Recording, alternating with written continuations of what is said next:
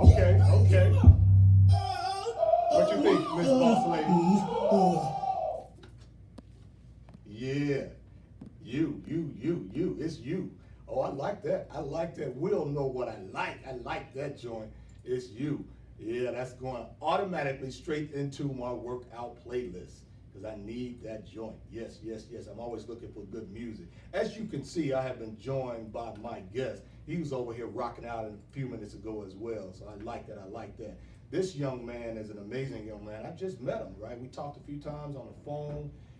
Then we just had a long conversation a few minutes ago. I met him through a mentee of mine who I'm so proud of. He should be here. I don't know where you at, JT, but he introduced me to this guy, and I've been following him on Facebook and Instagram. And you know, I've been hating a little bit. You know, I'd be like, y'all see my face? Yeah, that let you know he got a lot going on. So I want to introduce to you Mr. JL, and you always know when a person is all that and some. They don't even use their whole name no more. It's JL Harris. Talk to us, sir. How you doing, Dr. Paul Phillips? I'm honored to be here. You know, It's a blessing to be here. And glory be to God. Yeah, nice. JL. Matter of fact, from the rest of the show, call me PW. Just call me PW. All right, PW, that's what you're going to be. PW. My man PW, JL. We in the building. Yes. At the Man Cave, live and direct. Yeah, how y'all doing out there, viewers? Nah, see, he about to take over. Lord have mercy. I got you. Listen, man, is amazing. What I would like for you to do, sir, is, you got an amazing background. You wear many different hats, many different occupations. So why don't you kind of just introduce yourself to the audience, kind of where you came from, where you grew up, and then maybe what you do for a living now. Then we're going to get into the story. Okay. Well, my name is J.L. Harris, and I'm originally from the South Side of Chicago. What's up, South Side? This is home. South Side. I love Chicago. I spent early childhood here, and my mother moved us to Aurora, Illinois. A-Town, that's my home. Yeah. I love A-Town. And it went from there, I was already, when I was here, I was already, doing little wild stuff, It was a blessing for my mother to move us to Aurora, because I was already, like, gone as a shorty here, What age did you move? Probably around 9. Okay. Yeah. I'm from the low end, Robert Taylor's home originally, Ooh, they don't even have those no more. No, I'm from 43rd in Indiana. Yeah. Hung out on 47th. That was my strip back in the day. Stayed in Hyde Park. Okay. That was my area. We had Ali stayed in Kenwood. Okay. Back yeah. then, and you had Farrakhan and Jesse Jackson. They still lived there, so it was I love Chicago. Yeah, me too, man. But when I moved from here and moved out to the suburb, it was a waking up. It was really different world. Oh my God, I was out of my elements. I was so far out of my elements, but I got into all type of trouble later on in my life. Sure. I mean, that's what I talk about in my book called Black Rain Outside My Window. Yeah. And when I penned that, I mean, it was just like a release. Okay. I felt free. Yeah. People say, you put all your stuff out there now for the world to hear. Yeah. And I was like, I'm content who I am as a man. Right. So whatever I did, God has delivered me from. All right, well, stop it now. We ain't even there yet. So obviously this man is an artist, right? An author, I should say. What else do you do? Oh, I own a detailing business. I do cars. I'm the best when it comes to cleaning cars. Nice. Ain't nobody touch me. I come all the way to the South Side of Chicago to do people cars, man. Okay, what's the name of your company? It's called Cooley Details. Cooley Details. All Yes. right, Cooley Detail. What are we doing? Pushing it back? Oh, Right. giving it in. Oh, yeah. The producer's doing his thing. Okay. So he, an author, he detailed cars. He's a speaker. Oh yes, I'm a motivated speaker. I'm out on tour. I'm everywhere. My whole goal is to tell my story and share it to the world. And, Okay. and if I can motivate somebody to change their lives, to live a better life, we got my slogan is called "Live to Inspire." That's what God has want all of us to do. Yeah. And to when you wake up and realize that message is there, then you'll be like, oh, okay, I get it. And so when God calls, you got to listen.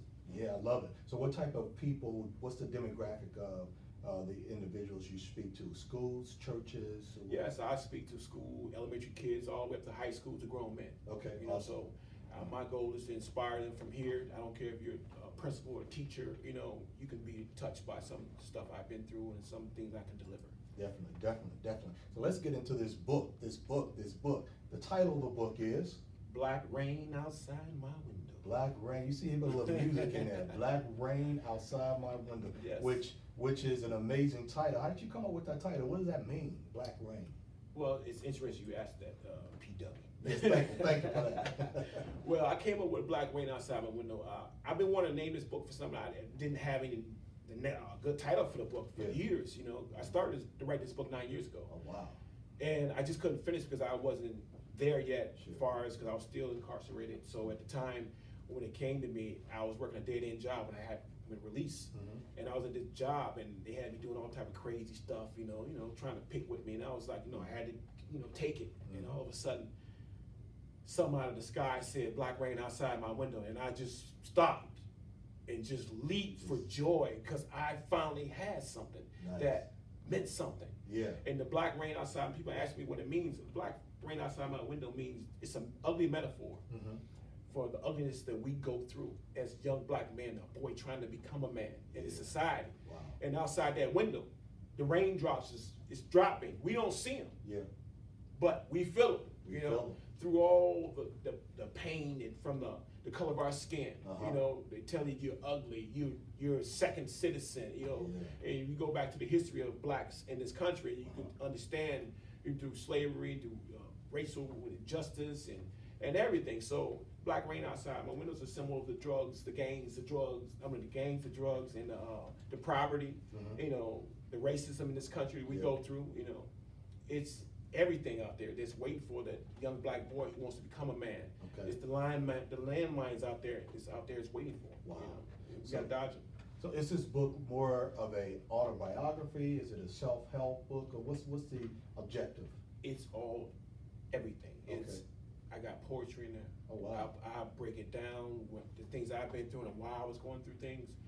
This book right here, I encourage all young men of different colors to read this book. I mean, I put my heart and soul in it because it was destined for me to write. Yeah. So I share my story with the world and hoping someone can take something away from it, can help them. Okay. So give us a sneak peek. Tell us a little bit about your story. I mean, what's in here that you haven't told us that we're gonna find in this book to make us want to read it? Well, give us a little bit. I go from the book started when I was 5 years old. Grew up on the south side of Chicago. So my family was a party family, coming up. So I seen all that. I put all that in there, and then I put my trials and tribulations, the things I went through, the gangs, the drugs, the 25 years in prison. And that alone is something that can just break a man, Wow, prison for that long, man. Yeah, I got sentenced for 25 years. I ended up doing 13 and a half, and straight, and ain't with no break, That's straight. You do it, And people say, how'd you do it? Strength, God. That's how I did it. If I didn't have God, there's no way in the world I would have been able to do that. Yeah, man. Yeah. Wow, that's amazing. That's a long powerful. time, man. They say, when you come out, sometimes you're out of prison, but the prison is in you. Yeah, that's true because a lot of brothers that come out, they go back, because they're trapped. Yeah. You have to be strong in mind to be able to get out of that situation. You have to be strong, and you have to call on somebody because you can't do it by yourself. This is what I don't get, and I'm not judging. And, I'm just, based on your experience, help me. I've never been in prison, right? So I don't know, but it sounds like a bad place to go. Why in the heck would someone want to repeatedly go back to prison? How is it that a person that has experienced that, and again, I'm not judging, I'm asking, because I know it's often repeat offenders that go back often, and how is it that a person that experienced that will not do everything in their power to never go back? Help me understand that.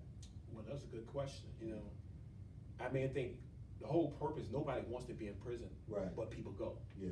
You know what I'm saying? So the door is wide open. I mean, I look at it like this. I mean, I made some poor choices. I can only speak for me. Yeah, okay. I made some poor choices because I went to prison the first time. I did 61 days, and it was like, I don't want to ever come back here again. Right. So in my mind, I'm saying I'm not coming back here, but I still continue to do what I do. Choices. You know what I'm saying? Choices, very important choices. We make these choices, And then you got to live with them. A person that does a crime doesn't think he's gonna get caught. There you go. And that's the problem. You know what I'm saying? In the back of our mind, we're thinking that, oh, we're not gonna get caught if we do something wrong. I'm not gonna get caught. You just go out and do it because this is what we do. Yeah. You know what I'm saying? So that has a lot to do with it. Yeah. I mean, it's a sad situation, and prison is a dark place. Yeah. You know, 17 years ago, I was in a dark place, man, and I didn't know what I was gonna do. I didn't know how I was gonna get through this time. I was angry. I was even more angry that I was in prison than before I was in prison. Even though I was going through my stuff out there with the gangs and the drugs and, you know, the robbing and the stealing and the lying and the cheating. You know, you go through all that stuff, and then you go to prison and get shackled up, and then you gonna go through more. Yeah. So you think you was going through some stuff out there. When you go to prison, oh man, it is a dark place. Yeah. And you're nobody in there but a number. And that's what these brothers gotta understand, that you can bypass that stuff. Just do right, you know. You know, reach deep inside yourself and find out who you are. And that's the problem with black men in this country. We don't know who we are. And so we lost. And so we just walking around here blindfold. I call it sleepwalking. Yeah. And we sleepwalking. So when you walk, people start looking at you different, like, oh, he knows. Oh, he knows. You're right. They respond to you differently. Yeah, they respond to you because you ain't like that. Right. No, I ain't like that. And I want to address two things, man, because see, I don't like talking to people like this because he get me fired up, man. I got 3 or 4 things I want to comment on. This is an amazing story that you have here, right? So I want to talk about this woke, right? Because a lot of people say that. I have an issue with a lot of people that consider themselves woke, because when I meet a person, a lot of times they call themselves woke, they seem to be angry, they seem to be critical, super critical about people that they consider to be sleep, if you will. So woke is being conscious. What do you mean by being woke? What does it mean for a black man to be woke in America today? How does that look? How does he move? How does he talk? What decisions does he make? Help us understand that. That black man in America today has to be woke in order to be able to escape the landmines. Outside that dark, outside black wing, outside my window, there are landmines out there that's waiting to get you. Yeah. Because you ain't supposed to be here. This America wasn't for you. They didn't make it for you. So when we talk about woke, we talk about being conscious, Yes, you know. sir. And when you conscious, that means you alert. Yeah. You know, it said be ready. You know what I'm saying? Be ready. You don't have to worry about being ready if you're already ready. Yeah. So always be ready. You know, so that's why I always tell people, you don't have to be angry or carry a chip on your shoulder, because if you carry that anger is going to destroy you. Yes, I was there and it almost killed me. I felt the jaws of death clinging to my backside. So I know what that anger and that would do to you. So it's important for young black men in this country to pay attention. Yeah. You know what I'm saying? Don't listen to everything you see on TV. Don't listen to the stuff you see on these rappers that come out here and talk all this crazy stuff. You know, you got to listen to this right here. You know, you got to open your mind. And what's going on with Dr. P? We got too many brothers in this country that is foul. I'm gonna keep it 100. They foul. Yes, sir. You know what I'm saying? You know what you're supposed to be doing. Right. You know what I'm saying? Do right, man. Yeah. You know what I'm saying? And that's what I'm about, man. Doing right. I love that, man, because I truly believe most of us know right from wrong. It's a matter of doing it. And going back to what you said, it's about having choices and making the right choice, right? Which is why we struggle sometimes. You and I both work with young men. And men, we don't like to be told what to do. You get a brother around 13, 14 years old, it's a wrap, right? So you gotta be able to strategically approach that, man. You can't preach to them. You can't be judgmental or critical. You gotta reach them in a certain way. You have to be able to, where I reach teens, you know, you got to feel the teen out. You got to see how you're going to come with them. Yes, okay, sir. some teams can't take in your face type of mentality. You know what I'm saying? Sometimes I can be a little harsh because I have that background. I wear the credential. I did the 14 years in prison. I've been through the gangs. I've been there. I've seen it all. You know what I'm saying? I've been through shootouts. I've been through all this crazy stuff, you know, in life. That people be like, man, you've been through all that? Yes, I've been through it. I'm not bragging about it. Right. I'm just saying I've been through it. I went through it, so I understand that. So it's not about, I don't want the young kids to go through that. You know what I'm saying? If I can save 1, 2, no, I don't want to save 1, 2. I want to save 100. Come on. 1,000. You know, everybody's talking about you get 1, you did your job. No, I'm not down with that. Right. I need to save more than that. You know what I'm saying? So that's what I'm about. I'm about more than just, you know, reaching out to one person. I want to save many people I can, you know. That's right. To help them. Yeah. They need it. Yes, you sir. know, They because need it. too many, you got nowadays, you got the link cards, and you got the internet is raising our babies. We need to be raising our own babies, man, and that's what's going on out here, man. Yes, sir. And that requires time. It requires money. It Exactly. requires energy. You know, what does that mean? It's going to require your resources. Exactly, and that's the problem in the black community. We don't have the resources. You know, we got people talking about they want to help the kids, but they ain't helping the kids. Yeah. You know, they get in the office, the politicians get in the office talking about what we gonna do for the kids, but when they get there, they ain't doing nothing for the kids, Right. but putting a check in their pocket, Right, and that's right. what's going on. So I'm out here, you know, people listen to my story and they seeing me out here doing feeding the homeless, and I don't do that for show. Right. I do that because I've been homeless. Yeah. I know how it feels to be homeless. Yeah. So that's why I'm out here doing it. If I can do it, you can do it. You can do it. You can do it. And that's what it's about. It's about giving. Everyone should be giving. Yes, you know? sir. It's a requirement. Yeah, and this man is a good example. You know, there's a saying that says, oftentimes your mess becomes your message. And this man, JL, had a mess in his life, just like me, a different type of mess, but a mess nevertheless, right?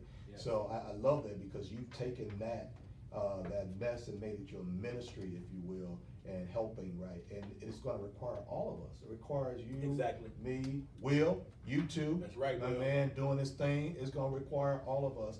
And you know, and I like what you said, because you talk about the politician, right? And people often hear me say this, that no one is coming to save us. It's not going to happen. They're not coming to We save gotta us. save ourselves. Say it again, brother. We have gotta to save ourselves. We are all we got. And guess what? The reason why a lot of times we don't do and reach out and save ourselves, because we think that we can't. But there's a living example of we have everything we need in our community to not only survive, but thrive, even in America in 2018. We have everything we need. We got poets, we got authors, right? We got rappers, we got ball players, accountants, lawyers, radio station owners, right? We got all different resources, but it's going to require us to come together. Man, I love that, and I like the fact that you went through that period in your life, especially the incarceration, and you came out. But come on now, talk to me, man. I'm a skeptical dude. How did you come out so positive? When did that change happen while you were in prison, or was it something that you became enlightened about afterwards? No, the change happened in prison. You know, Okay. I saw a kid. I used to be a basketball star, so I saw a kid that come in prison, and he said, "He said, Gerald, he said, you don't remember me?" And I'm looking at him like, I've been locked up for like 10 years. Yeah. No, you know what I'm saying? But he was from Aurora, and he said, I used to idolize you. I used to go to all your basketball games. Man, I used to watch you, man. Man, I wanted to be like you. And then they touched me. I'm like, wow. Yeah, I bet, man. I let him down, because here he is where I'm at. You know, even though I'm in prison, you know, doing what I do, you know, trying to help out and motivate people in there. I was doing it in prison, and I seen this kid that idolized me. I'm like, wow, I never really heard that side before. So it Somebody's touched me. always watching you. Somebody's always watching me, and so I went back to my cell, and I started thinking like, I got to do better, man. I got to do something, man, for these younger brothers, you know, that looked up to me, and I let them down. Yeah. You know, Yeah. not only did I let them down, I let my family down, I let myself down. Yeah. And so I knew I had to change, and so I started, you know, doing what I had to do to change, and started mentoring young men in prison, you know, who's 17, 18 years old, you know. So let's talk about that. You have an organization that you started called Yes. the Sons Of Tomorrow. Yeah. Sons of Tomorrow is my mentoring program that I just got off the ground. And Yeah. so what we do, we take the kids were thrown away, you know, Uh-huh. saying we're gonna beat nobody. Yeah. And I heard that when I was growing up, I wasn't gonna beat nobody. And so we mentor those kids and try to show them that, you know, don't just dream a dream, but live it. That's one of my mottos, you know. I'm out here living my dream, and you can live yours. I done messed up, you know what I'm saying? But I always tell them, don't ever make a mistake that you never can come back from. That's important, you know. Yeah. When you're out here, you're doing what you're doing, you know. You're not promised tomorrow, you know. Yeah, I love it, man. And we're gonna get ready to go to a song real quick, and when we come back, I want you to dig into this book a little bit more, because I want people to buy this book. I'm hoping it's my copy right here, because That is your copy. I Yeah. got one for Will too. yeah, I got one for Will too. Yeah, because I want to dig into. I it a bring little bit more. treats. You bring treats. You can come back, brother. You can come back. Yeah, definitely. We're gonna get into a song. This is a song by my new friends. They were just here a few weeks ago. The Kinsmen, Chicago's own. They got a new single out called "God's Really Been Good." Let's go.